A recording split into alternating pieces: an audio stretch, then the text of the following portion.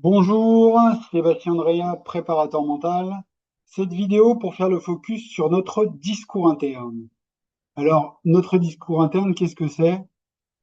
Eh bien, moi je l'appelle notre copilote.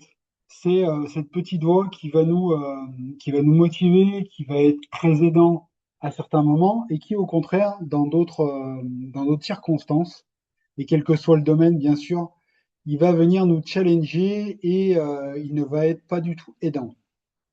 Donc dans cette vidéo, on va avoir trois angles par rapport à notre discours interne. Le premier angle, c'est l'angle du contrôle du discours interne. Tout simplement, le discours interne, c'est quelque chose que l'on peut maîtriser, que l'on peut orienter, que l'on peut discipliner. Par exemple, un joueur de tennis qui, après une faute directe, va remplacer automatiquement le je suis nul par relâche le bras, prochain point.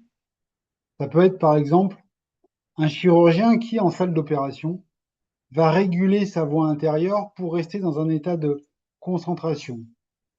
Ce peut être encore un athlète qui va utiliser des mots clés déclencheurs, comme calme, comme puissant, pour venir quelque part court-circuiter les pensées parasites avant un effort. Deuxième angle, l'angle de la transformation du discours interne. Le discours interne va évoluer avec le temps. Il se reconfigure en profondeur à travers le travail sur soi. Par exemple, un sportif qui, au fil de sa carrière, passe d'un discours interne hyper critique hérité de son entraîneur d'enfance à une voix intérieure bienveillante et exigeante à la fois. Ce peut être aussi un manager qui va transformer son je ne suis pas légitime en j'apprends à incarner mon rôle. Après un travail de fond, par exemple, sur les croyants. Troisième exemple, un musicien qui va constater que son dialogue intérieur pendant un concert est passé en 2 ans de travail de l'anxiété à de la présence.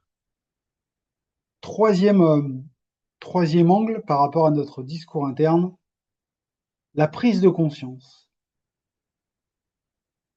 La première révolution, c'est de voir que notre discours interne existe, qu'il tourne en permanence et souvent à notre insu.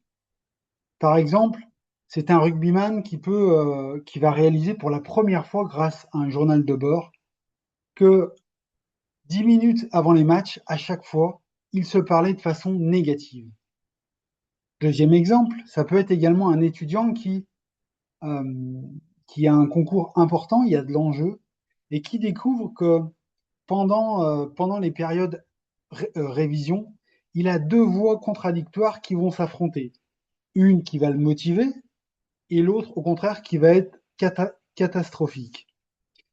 Et finalement, il s'en était jamais rendu compte. Et un troisième exemple, pour cet angle prise de conscience du discours interne, c'est un entraîneur qui prend conscience que son discours interne, pendant un match qu'il coach, influence directement sa posture, son ton et donc ses joueurs. Voilà, je souhaitais mettre en avant dans cette vidéo trois angles du discours interne, l'angle contrôle, l'angle transformation et l'angle prise de conscience. Je vous invite à vous abonner à cette chaîne en cliquant sur la cloche juste en dessous. Prenez soin de vous et belle journée.